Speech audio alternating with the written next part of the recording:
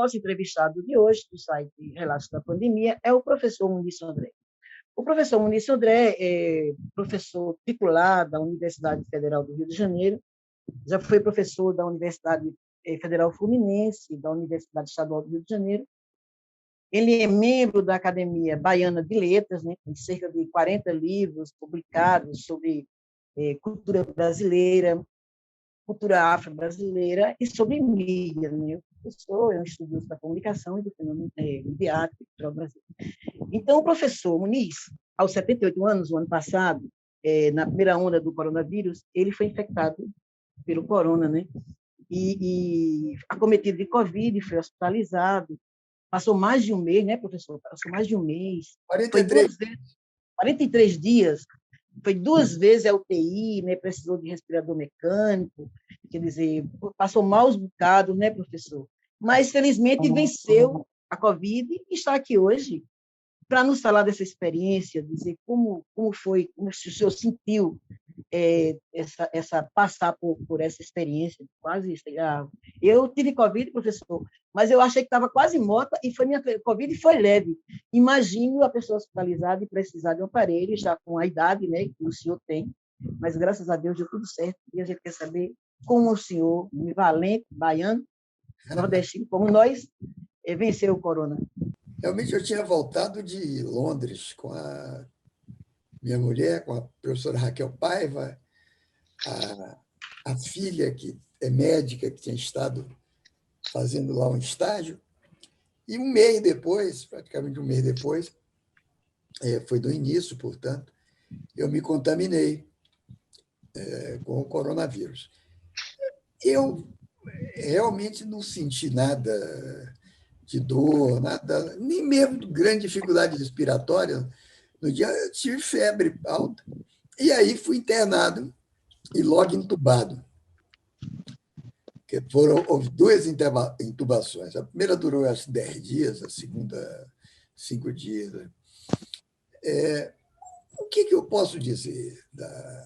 Naquele momento, já tem mais de um ano, não se sabia muito. Aliás, hoje se sabe mais. Hoje tem vacina.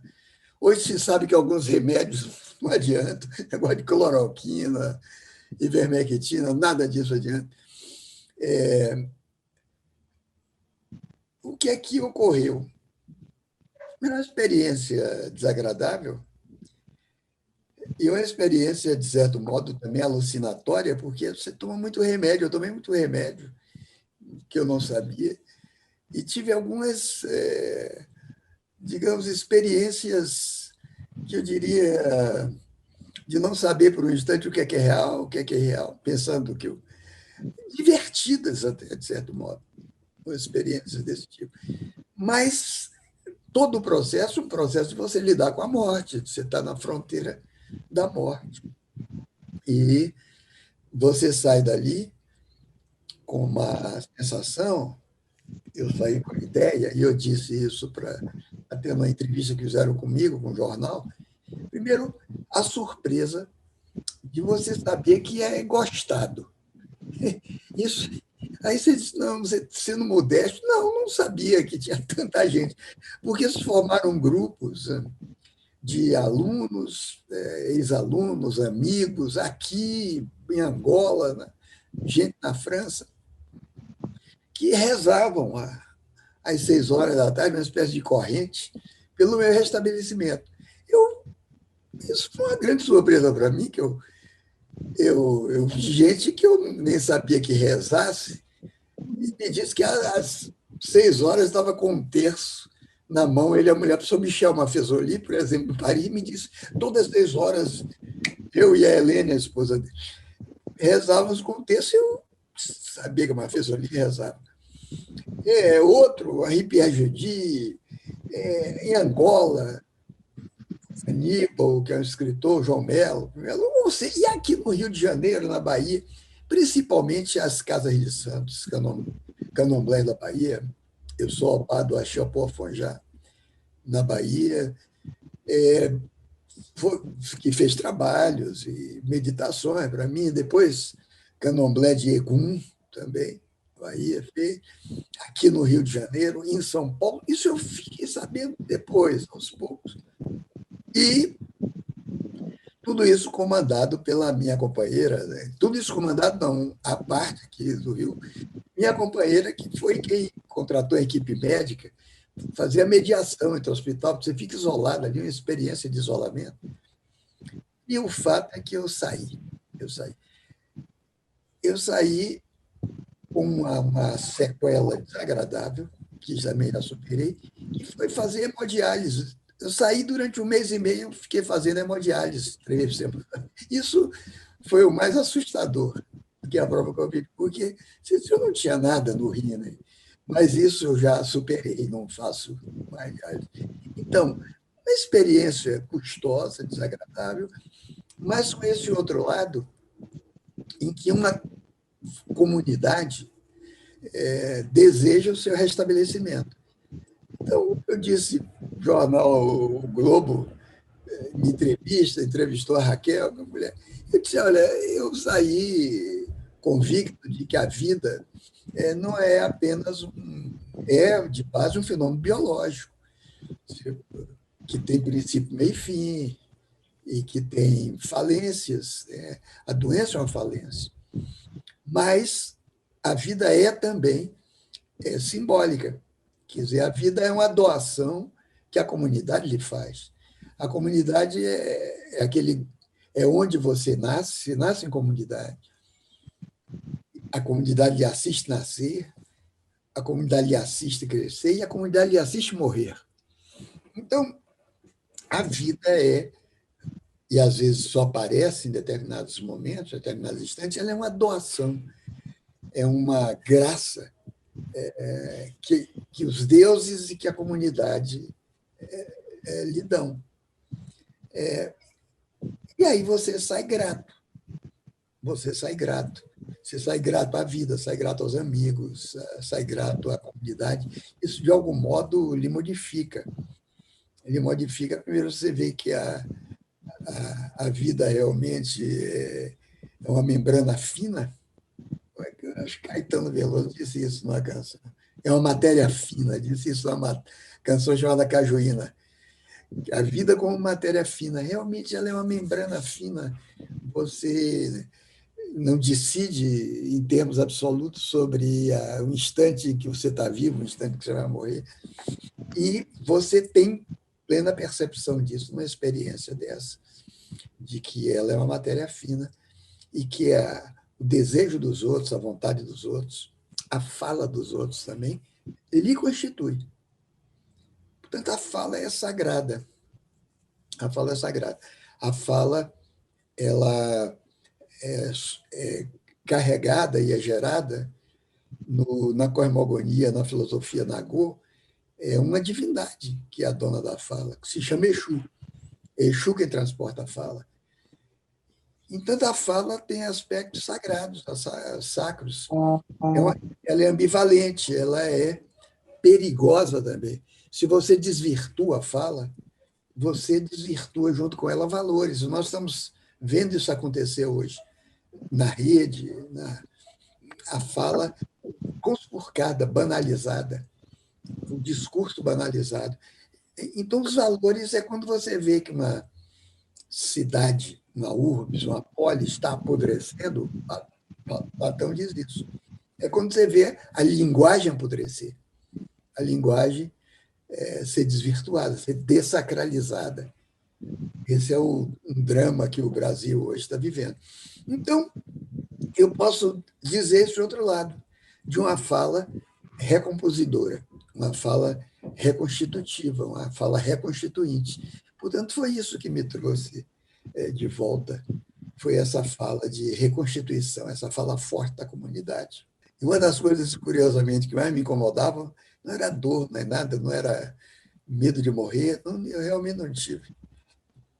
Esse medo que eu talvez não tivesse a consciência do grande perigo, é você ficar com um dedo amarrado por uma fita, você fica numa cama, aí para você não cair de noite, ou não rolar, a pessoa nunca sabe, você não pode rolar à noite e cair da cama, aí prendem com uma coisa nos pés ou um negócio no dedo que é desesperador, porque não, aparentemente não incomoda, mas você não se solta. Aí você tem a experiência de ser prisioneiro.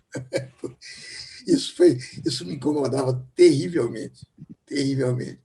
E umas duas, muitas vezes eu pedi, primeiro, não dá para você trazer uma faquinha para eu cortar essa fita. Não, é uma questão de protocolo de segurança. Mas quando tiraram aquela fita do meu dedo, que me prendia, que prende, você não consegue tirar, eu senti que estava curado também por aí. Já tiraram a fita, então eu estou livre. Então, é isso. Sobre a Covid, é isso. É uma experiência, é, é uma experiência, como é que eu diria, que adjetivo? Portentosa. Portentosa, que é ambígua essa palavra. Experiência grande, mas eu não passei por dores, por nada disso. Eu sou uma pessoa também paciente. Surpreendeu um pouco os médicos, que nunca me queixei, estou aqui, é isso. Eu estou com o orixá, meu orixá, velando a minha cabeça, aqui na minha cabeça, e disse, bom, o real é esse, vamos ver como é que as coisas se desenrolam. E os médicos me disseram isso, você é diferente. Em geral, só se queixa. Não me queixei. Aquilo aconteceu, é um real, é um fato. Você vê como é que ele acontece, não tem adjetivos. Por isso que eu não digo é desagradável, agradável, não, ele é um fato. Você passa e você sabe que você tem que sair dali. Eu saí. Professor, o senhor falou uma coisa aí, que foi a questão da fala, da rede. Estava querendo ver um pouco sobre esse conceito de sociedade civil que o senhor utiliza no seu livro e que, de certa forma, tem a ver com esse momento que a gente vive, né? Essa questão do ódio também. Eu acho que o senhor fala em formas de sociabilidade. Queria ver um pouco isso com o senhor, que o senhor explicasse um pouco para o nosso internauta, né, para o nosso leitor. Que conceito é esse que o senhor está utilizando nesse seu novo livro e que tem a ver com essas formas de sociabilidade que muito nos interessa nesse momento que a gente discute tantas questões da sociedade contemporânea. Eu queria que o senhor falasse um pouco sobre isso para nós e para o leitor, claro, nosso internauta. O conceito que eu estou introduzindo de sociedade civil não é, na verdade, nenhum jogo de palavras, nenhum trocadilho. É a sociedade civil, que é um conceito que vem de Hegel, passa por Lenin, chega a Gramsci, que é quem mais desenvolveu esse conceito. É a sociedade articulada ao redor do Estado, em contraposta ao Estado, é a sociedade da produção e da civilidade. O que eu quero dizer com civilidade são as regras de competição, mas as regras de cooperação, as regras de solidariedade, as regras de amizade, as regras de amor. Tudo isso compõe o quadro da sociedade civil. Não é um quadro apenas individualizado, é um quadro principalmente assegurado pelas instituições. As instituições são a base da sociedade civil. Que instituições são essas? A religião, a escola, a família, o exército é a instituição. São as instituições que processam a cabeça de cada um de seus membros. São as instituições que concorrem para formar as subjetividades. A família, a escola, as religiões, as crenças. Isso só se segura institucionalmente. A sociedade civil em Gramsci é, portanto, a sociedade que organiza as instituições ao redor desses objetivos de formar gente. Pois bem, no entanto, essa sociedade civil não é eterna, ela não é natural, ela é cultural. Ela é basicamente e principalmente ocidental, essa sociedade civil. Ela coexiste com a democracia e com um certo tipo de economia que que corresponde ao capitalismo produtivista, quer dizer, o capitalismo das fábricas, onde você tem capitalistas e trabalhadores. Acontece que nós entramos desde os anos meados do século XX sob a égide do turbocapitalismo financeiro, que é um outro modo de gestão da riqueza, é um outro modo de gerir a riqueza. O poder do dinheiro e o poder da economia vem mais das finanças, que são abstratas com relação ao território, vem mais da roleta da bolsa de valores, vem mais de títulos, de ações, do que do trabalho concreto e real das fábricas, embora essa continue sendo necessária. Mas a dominância está no outro plano.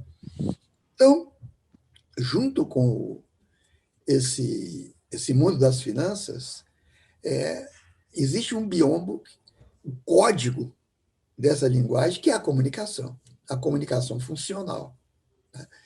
Quer dizer, a comunicação do rádio, jornal, da revista, televisão, tudo isso que se estudou ao longo do século XX, se estuda agora no século XXI, se juntou uma coisa efetivamente transformadora, subversiva, que foi a rede eletrônica, a comunicação eletrônica. Então, a comunicação eletrônica cria, junto com as finanças, um outro tipo de sociedade. Uma sociedade que inverte ou esvazia as regras da sociedade civil. Esvazia por quê? Porque essas regras da sociedade civil, elas são fundamentalmente políticas.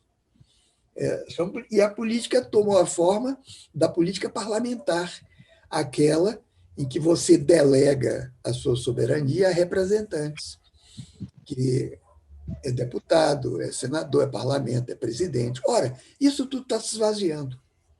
A política parlamentar, a política parlamentarista está se esvaziando. Se esvazia, põe em risco a democracia e põe em risco as instituições da sociedade civil. Toda a sociedade civil é a sociedade civil posta de ponta cabeça, posta de cabeça para baixo. Ela é um risco para as instituições, é um risco para a civilidade e também é um risco para a democracia. Então, mídia, finanças e sociabilidade concorrem para um novo tipo de ajustamento dos homens, das cabeças, a esse novo tipo de sociedade. E é isso que nós estamos vivendo, que nós entramos, e que tem modos de ser diferentes em países diferentes. Ela já está nos Estados Unidos, mas é assim nos Estados Unidos, ela está na França, mas tem um modo de ser francês, e está no Brasil também, e de forma ameaçadora, porque essa outra sociabilidade cria formas de vida paralelas. Formas de vida paralelas, que eu descrevi em livros meus anteriores como um outro bios. Bios é uma forma de existência, é uma forma de vida. Eu estou chamando isso de bios virtual, ou bios midiático. Isso já está em pleno curso aqui no Brasil. Se vocês prestarem atenção, vocês leem todo dia nos jornais, colunistas, noticiários, se referiram à realidade paralela. Uma realidade paralela, que é a realidade onde mergulham governantes e partidos. Os partidos políticos brasileiros estão numa realidade paralela. Eles não representam mais nada de povo. Eles representam a si mesmos. A classe política disputando verbas. Eu vi que o senhor está no Instagram. Eu estava. Quer dizer, eu antes da Covid, mesmo depois da Covid, eu estava fazendo falas ali de 4 minutos, 5 minutos. Às vezes ficavam diárias, depois eu fui espaçando. E eu notei que as pessoas se interessavam e foram notando, e de repente eu olho de vez em quando, eu nem faço mais, tem 5.200 seguidores. Eu disse, mas seguidores de quem exatamente? Eu vi que as pessoas começavam a responder, ficavam esperando, mas eu achei aquilo insólito. É muito fácil, na verdade, ter seguidores. E eu percebi o seguinte, que se dissesse mais bobagens, aí teria 50.000 seguidores. 50 mil. Os seguidores crescem na proporção inversa da razoabilidade. Quanto menos razoável, seguidores. Eu verifiquei isso vendo outros. Pessoas assim, você me desculpe, absolutamente bizonhas, algumas totalmente estúpidas. E muitos seguidores, eu disse, eu estou nesse time, certamente, jogando aí. Eu disse, não vou, eu prefiro falar com um público menor, porque você não sabe da qualidade da escuta. É um fenômeno de rede, por um instante eu achei interessante, mas falar é principalmente dialogar. É principalmente dialogar. De certo modo, você tem, não é um diálogo real ali, você tem uma aprovação ou desaprovação, likes ou não likes. Mas o diálogo, que é fundamental, era o que eu tinha tentado fazer, o diálogo não é só falar. Diálogo não é só fala. Diálogo, e a palavra em grego quer dizer isso, é você raciocinar, razoar, é você falar dia. Logos e dia. Dia quer dizer através de. Através de. A palavra tem que escorrer através de alguma coisa e cavar uma barreira de linguagem entre você e o outro. Portanto, antes de o diálogo unir, o diálogo divide necessariamente. Eu estou aqui, você está ali. E a rede não tem diálogo. Ela tem muita fala. Ela tem muito discurso, muita fala. Mas a fala, falar por falar, pode ser, e eu falo isso nesse meu livro, logo no prólogo, no prefácio, na introdução. Falar por falar pode se chamar de psittacismo, que é a linguagem do papagaio, que é um bichinho que eu gosto muito, aliás. E houve no passado francês gente, por exemplo, Malebranche, um filósofo cristão racionalista, pós-cartesiano, importante. Malebranche acreditava, em toda a sabedoria dele, que papagaio falasse mesmo. Porque ele, naquela época, estava na moda levar para a França, para a Europa, índio brasileiro, às vezes iam em grupos, ou levava coisas do Brasil, descrições de viajantes, e levaram um papagaio para ele. Isso assustou demais, o papagaio assustou o filósofo francês, e ele viu o papagaio falar. E ele estava convicto de que o papagaio efetivamente falasse. Porque um papagaio, já conheci papagaio, às vezes, muito ensinado, você tem aquela ilusão de que o bichinho é capaz realmente de dialogar. Não, ele só fala. Isso é psittacismo. E as pessoas da rede me parecem papagaios malebranchianos. Falam e esvaziam o discurso, esvaziam a fala, e nesse oco da fala aparece uma emoção destrutiva, um afeto destrutivo, destruidor, que é o ódio. O ódio é um dos fenômenos correntes na sociedade civil, tal como nós estamos vivendo. É um dos capítulos também desse meu livro. O ódio como forma social. Esse é um aspecto preocupante da sociedade civil. Por quê? Porque o ódio é mobilizador de comunicação. Comunicacionalmente, o ódio é mobilizador, porque ele é virótico, ele é viral. Professor, essa questão do ódio que nós vivenciamos, tudo isso, o senhor trabalha essas formas de sociabilidade no novo livro. Eu queria saber se há saída para a gente viver fora disso, pelo menos nesse momento em que a gente está. Porque as coisas são tão acirradas, né? O ódio é tão presente nesse discurso de rede, nessa fala do papagaio, aí que o senhor tão bem apontou. É possível que a gente tenha outras formas de sociabilidade que não sejam essas, em que a gente possa realmente fazer esse diálogo, como o senhor até já falou na palavra diálogo, eu estou aproveitando isso para perguntar. Certamente que há outras formas. Quer dizer, nós estamos atravessando um momento excepcional, além da sociedade civil, que é a pandemia. E a pandemia nos obriga, nos leva até a conhecer mais e a valorizar essa realidade paralela que é feita por contatos virtuais, como esse contato que nós temos agora. E que tem utilidade, mostra outros caminhos de contato, mas há formas de sociabilidade que podem equilibrar a nossa relação com a realidade paralela, com o BIOS virtual. E essas formas, eu diria, são basicamente comunitárias. Por isso que eu comecei a falar aqui da comunidade. A comunidade me tirou, ajudou a me resgatar do vírus, da Covid, e ajudou a resgatar por quê? Por afeto, basicamente por afeto. Ora, a rede, portanto, e toda a comunicação funcional vem nos ensinando que não é apenas a razão instrumental que nos move, que nos guia, também é a razão sensível, quer dizer, a razão dos afetos.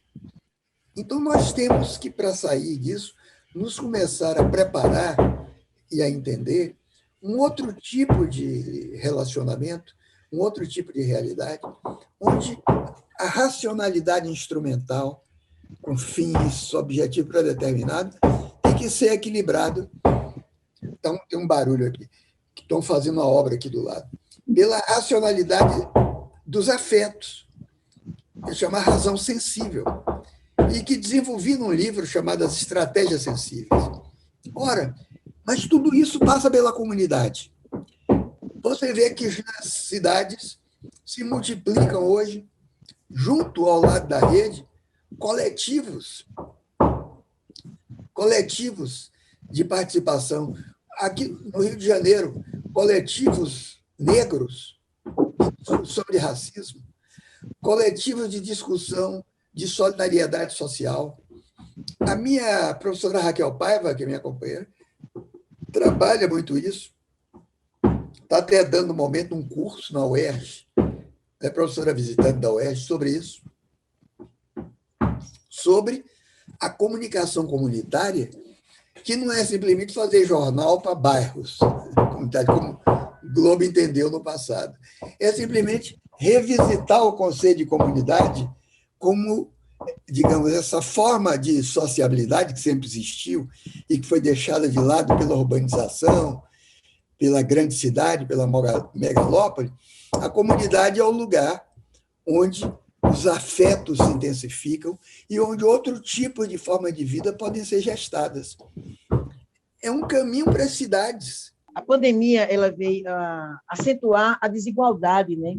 Na verdade, já existia na nossa sociedade. Então, ela acentua a desigualdade e ela coloca os negros e os pobres, quer dizer, que não podem, na verdade, como a boa parte da população ficar em quarentena, ficar em isolamento social, e ela se expõe mais ao vírus, embora a gente escuta as pessoas falando que nós estamos no mesmo barco, essa pandemia atinge a todos nós de uma mesma forma.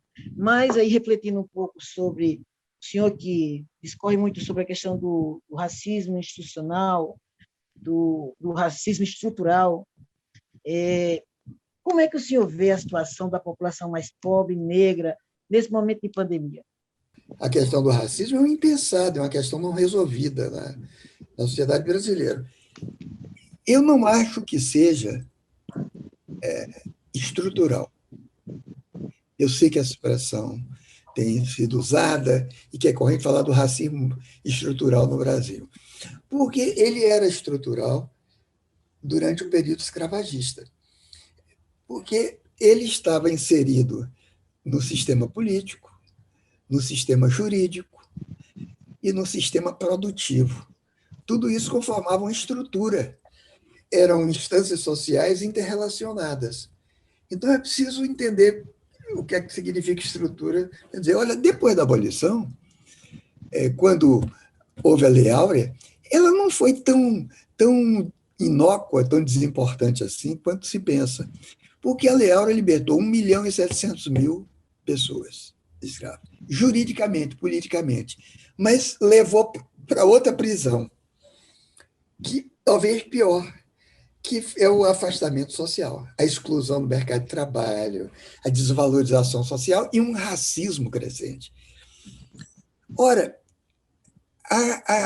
racismo, portanto, ele deixou de ser estrutural, mas ele está dentro das práticas e está dentro das vontades institucionais. Ele é paraestrutural para mim.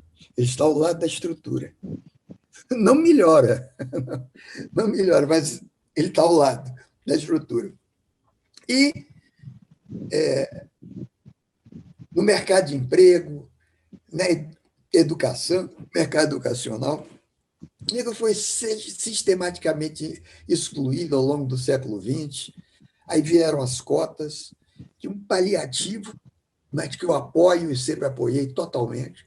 E contra essas cotas ficaram intelectuais orgânicos, ficaram, a imprensa ficou contra.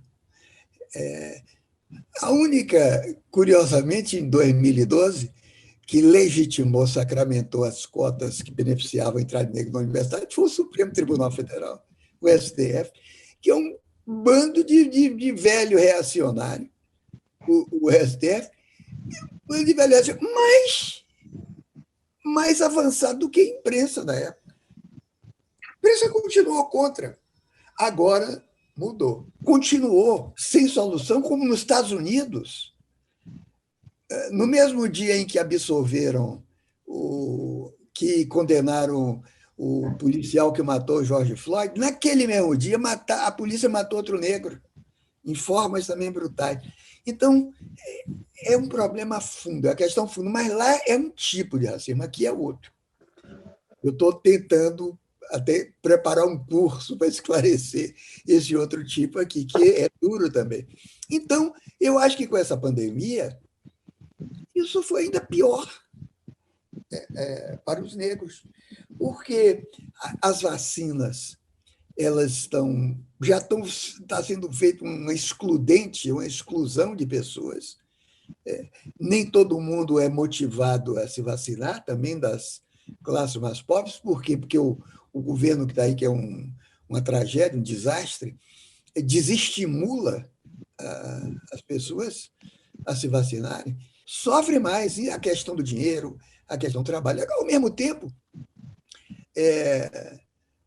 se constituem, eu sei, redes de solidariedade, de cooperação, mas eu acho que o racismo é uma carga a mais. É uma carga a mais nessa pandemia para a população negra. Uma curiosidade sobre a sua opinião. Eu sei que o senhor não assiste Big Brother Brasil. Eu também não, mas esse ano eu fui instigada a chegar mais perto, porque tinha uma paraibana, e aí o BBB... Juliette. E o BBB esse ano, o Big Brother Brasil, ele trouxe vários negros, 9 negros. E aí, no início, eu não estava muito antenada com o programa, aí eu, nas redes, vejo a discussão de que os negros estão praticando preconceito contra a nordestina, a xenofobia.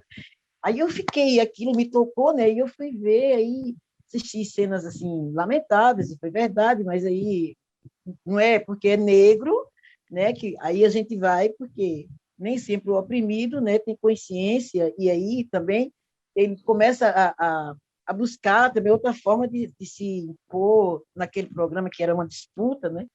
E aí a Juliette, ela sofreu esse preconceito logo no início do programa, mas ela não recuou, ela continuou exibindo a sua nordestinidade, a sua fala, sofreu preconceito, zombavam da fala dela, zombavam da cultura dela, que ela gostava de cuscuz, e isso, inclusive, foi a fortaleza dela, por isso ela ganhou o programa. Agora, veja, no Rio de Janeiro, quando vou ao Rio de Janeiro, escuto muita expressão, Paraíba é o menor, é o mais fraco, é o trabalhador sem qualificação, Paraíba é o pobre, é o excluído lá no Rio de Janeiro, e isso é uma expressão xenofóbica. E aí a Juliette, que eu acho assim, até uma contradição, eu achei, ela foi acolhida e virou um fenômeno, e por isso ela ganhou o programa. Quer dizer, essa forma de violência contra ela foi reconhecida, e ela ganhou o programa e sai como hoje a namoradinha do Brasil. E eu fico me perguntando se isso, como é que a gente pode interpretar esse fenômeno? Como é que isso tem a ver com a cultura na sociedade? Ela é normal que a sociedade se comporte assim diante, por exemplo, de uma discriminação com um nordestino ou com outro tipo de discriminação? A primeira coisa a se considerar foi o Tsvetan Todorov, no livro dele, que disse que o racismo não precisa de raça para existir. O racismo, normalmente, é uma discriminação desse conceito artificial insuflado de raça. Não existe raça. Existe epiderme, fenótipo diferente. Raça não existe. O racismo, portanto, é uma criação, é um imaginário criado para oprimir, para discriminar e oprimir. Mas ele não precisa de raça para existir. Ele se desloca para outras características. Por exemplo, o racismo pode se dar em cima de sotaque. Não aqui, em todo lugar, nos Estados Unidos. O sotaque do coreano, o sotaque do chinês, falando inglês, não sei o quê, isso é discriminado. É discriminado e odiado, essa diferença. Aqui, no Brasil, é a mesma coisa. O sul aqui do país, Rio de Janeiro, São Paulo, discrimina o sotaque nordestino.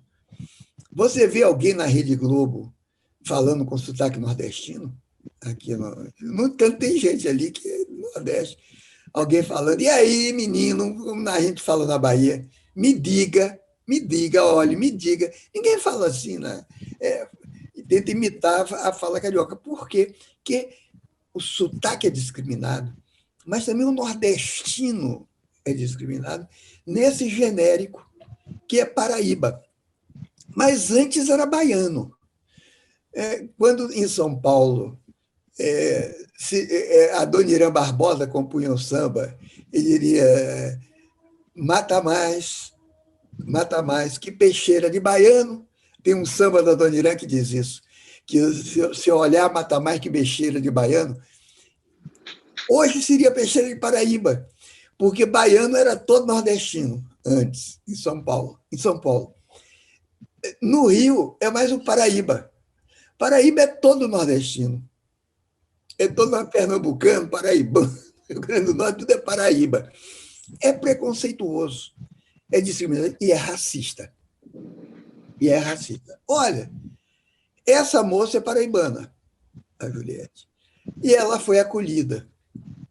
Mas esse programa é um programa, no fundo, ele tem uma radicalidade democrática, por pior que seja. Em geral, se você vê, antes quem ganhava nesse programa eram os piores. Os piores elementos. O sujeito sem qualidade nenhuma é o que tinha mais probabilidade de ganhar nos BBB passados. Quanto mais escrachado, quanto ganhava. Do Jean Willis para cá, que às vezes foi mudando um pouco, o Jean Willis é um cara culto, essa coisa. Essa moça, infelizmente, eu não vi. E eu não posso dizer como é que ela é. Mas o fato de, com todo o preconceito, com toda a discriminação, ela ser acolhida pela população, eu acho que isso é positivo para a luta contra o preconceito. É verdade que ela não é negra, né? Essa moça é de pele clara, né? Ela é de pele clara. Mas tem um negócio do sotaque, porque ela é paraibana, né? Eu achei que essas são pequenas, digamos, pequenas feridas na representação excludente. Então, esse BBB, esse programa, ganhou um contorno diferente, um contorno que eu mesmo não conhecia, eu não sabia. Se eu soubesse, eu até teria visto. Eu teria visto para minha informação, mas eu não sabia que ia ter esse desenvolvimento. E eu, então, fiquei à parte. Mas eu achei o resultado dele Eu achei uma coisa para você se debruçar e pensar. Eu não tenho nenhum diagnóstico definitivo sobre isso, mas eu acho que tem um lado realmente positivo, tem um lado interessante. Há um certo patrulhamento com professores universitários, com o pessoal que está na academia, com intelectuais que vêm nesse tipo de programa. Eu queria saber do senhor, como é que o senhor vê essa questão do patrulhamento? Eu estou falando porque eu vi nas redes sociais digitais alguns comentários de colegas criticando quem estava torcendo pela Juliette. Então, isso é algo que está aí, né? E tem esse patrulhamento. Eu queria saber do senhor, como intelectual, assim, uma figura tão reconhecida, como é que o senhor vê essa questão desse patrulhamento? Esse é um fenômeno também que você pode botar no quadro da sociedade civil. Na sociedade civil, ou ainda nesse esvaziamento que há da política, do afeto, há um esvaziamento também do saber formativo. Porque o saber formativo, ele é, do ponto de vista do entretenimento, da diversão, ele é chato. Ele pode ser chato. E ele indica uma diferença de classe social, no modo de falar, que tem o professor, que tem o intelectual, que tem. Então, há um outro lado forte, que é o lado da ignorância. Veja só, eu não estou xingando ninguém. Eu só quero dizer uma coisa, que a ignorância tem força. Que a ignorância pode ser força. Vocês leiam 1984, de George Orwell, tem o Ministério da Verdade. O Ministério da Verdade tem 3 divisas, 3 lemas. É assim: guerra é paz, escravidão é liberdade, ignorância é força. Isso está no livro do Orwell, 1984. Ora, a ignorância, a força da ignorância, é não ter que queimar a mufa, não ter que queimar a cabeça, é simplesmente ver você, não gosta de você e cancela você, dá empoderamento, porque esse ignorante que eu estou falando não é a pessoa que não estudou, é o idiota deliberado. Quer dizer, todos nós podemos nascer idiotas ou podemos ter um comportamento idiota, mas há uma diferença entre a idiotia e a estupidez.